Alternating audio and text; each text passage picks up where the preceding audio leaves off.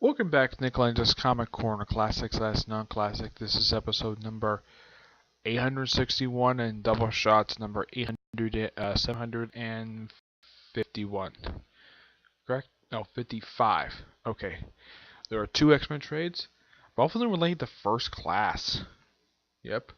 First up it is X-Men First Class Mutant Mayhem, collecting the first 5 issues of X-Men First Class Volume 2 and the First Class Special, written by Jeff Parker, who writes pretty much the whole series. He writes both the issues and the annual. The artwork for the issues themselves are done by Roger Cruz. Issue 4 is also Roger Cruz also does with issue 4 with Julia Box and Chris Justice. The artist for the special is done by Kevin Newland, Nick Draganti, Paul Smith, and Colleen Clover, who also does the Buddy and Scarlet Talking Beard story. Now, those of you curious still about the title X First Class, wait a minute, wasn't First Class the name of the live-action film released by Fox in 2009? Yes, that is a completely unrelated title to this.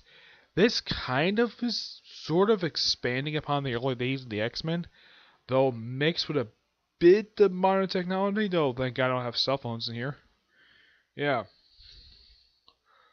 Though you can kind of say this could take place, this is probably like a loose follow-up to the Hidden Years in a way. But there's a small problem. The costumes. Yes, the costumes. Of course, they do have an account with the Hulk. Yep. Same thing that happened back in Uncanny X number 66, released back in the late 1960s.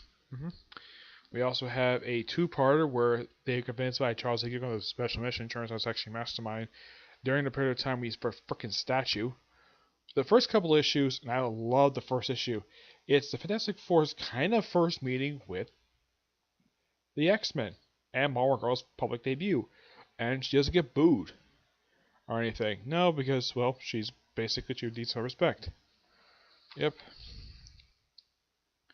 And that's just the first issue. The second issue is them going to a living island. No, it's not Karota, the island they went to back in Giant Size X-Men. This is a completely different island. It's just an island that's sort of alive with monsters, and that's really it.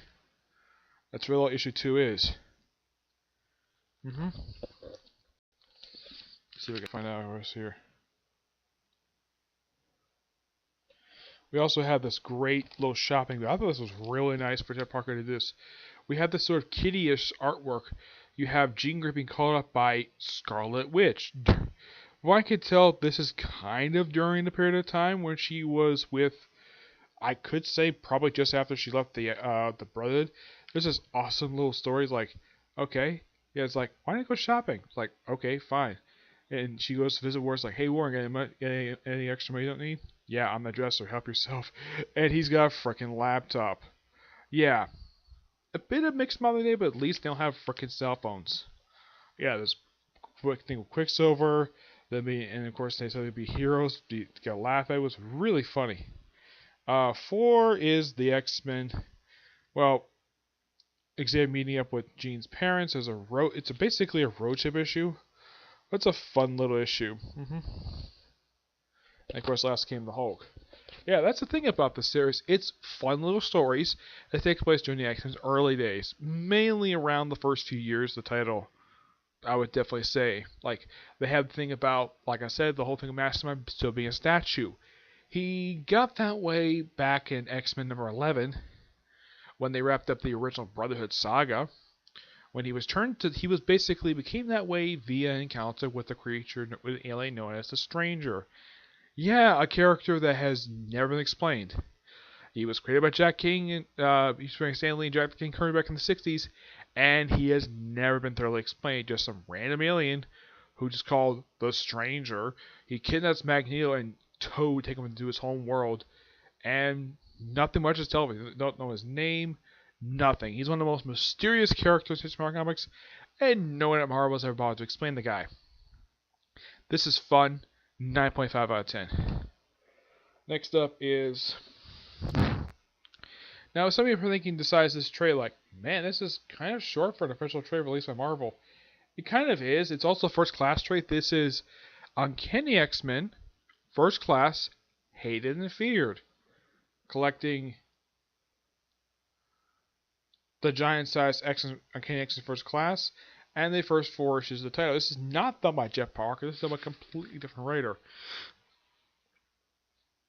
This is done by, well, Jeff Parker. He does one of the stories, the first class special, along with Scott Gray and Roger LaGrange.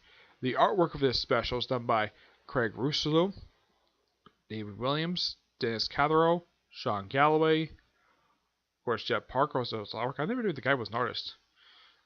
Joe Fernetti and Cameron Stewart. I do know that she's an artist.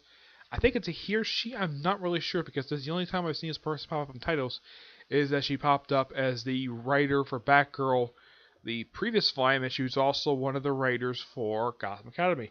Fantastic title. Screw you, DC, for actually canceling that title. And we have Scott Gray doing the main book with Roger Cruz, Dave Williams, Gary Marchant, and Scott Kubelich, who do the artwork for the interior for the series. The cover arts, yeah, Roger Cruz and Sean Galloway are 2 of the artists on the cover arts in here. Also, it's Scotty Young, Nell Verafro, Van Staples, Ed McGuinness. I've actually met this guy, very nice guy to meet, and Kristen Sorella. Like with the X-Men First Class title, this one kind of is sort of the in-between issues type of stories with the Uncanny X-Men, like stuff with the Inhumans. This is before they became semi-public during this period of time, but they became fully public until the 2000s. Well, like the 2010s, mind you. Yeah, it's just a fun set of stories, stuff with Storm, stuff like that. Yeah, I do recommend this if people are fans of X-Men. But it's just fun reading these stories. But one thing I don't understand about this setup, this being a follow-up to X-Men First Class, this is the size of First Class. A regular size trade for the book. And Uncanny X First Class is the size of a junior fiction novel. I have no idea why Marvel released it like this for. It's particularly very weird. Yeah. And of course, all things Phoenix. This is kind of taking place during, I'd say, the early years of Chris Claremont's run. Say during the first few years. It's more of the in-between issues. That's kind of what it looks like to me. But still enjoyable nonetheless when it comes to First Class. I mean, it's stuff involving Storm, Wolverine having a funny bit. Of course, the Inhumans. This is actually, they have Quicksilver. This is actually before their wedding back in Fantastic Four 150, and I believe it was also Avengers 150 as well. Yeah, the whole Inhumans thing, I think, is the first couple issues of this particular series. Of course, they set up the Knights of Harcourt, who are becoming the villains of the next few issues of the series. You have Wolverine get punched out by Gorgon lying in a frickin' barn. Yeah. So with Banshee, Maura McTaggart. Yeah, these 2 were item back in the late 70s.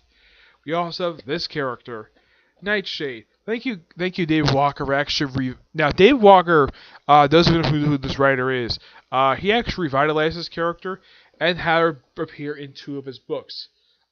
First, she appeared in the pages of the first book she appeared in, which was a Dave Walker book, was when she showed up in the pages of Nighthawk. Yeah. And then she showed up in Occupy Avengers, which is a fantastic thing for her to do. And then all of a sudden she took up the name Nighthawk because Nighthawk got executed by the Hydra Cap. And that was kind of weird. Though she was technically a minor Captain America villain. Not very known one, not like, let's say, Red Skull. But yeah, fun set of stories, 9.5 out of 10. Okay, so that's it for this particular review. Next episode, I'm going to talk about something I've never talked about related to Marvel Comics before, and that's the Marvel Zombies. Yep, I'm going to talk about them next episode. And this is going to be fun talking about this particular franchise. I do own 2 trades in this franchise. One collecting the 3rd series of the number ones for Marvel Zombies. The other is a complete collection, was the 3rd one they released, and the last one released collecting the other books related to Marvel Zombies. But yeah, this is going to be fun to talk about this. and one problem I have with the complete collection. But I'll talk about that in the next episode, which is episode number 862 and Doubleshot number 756. Okay? But until I see you next review, bye.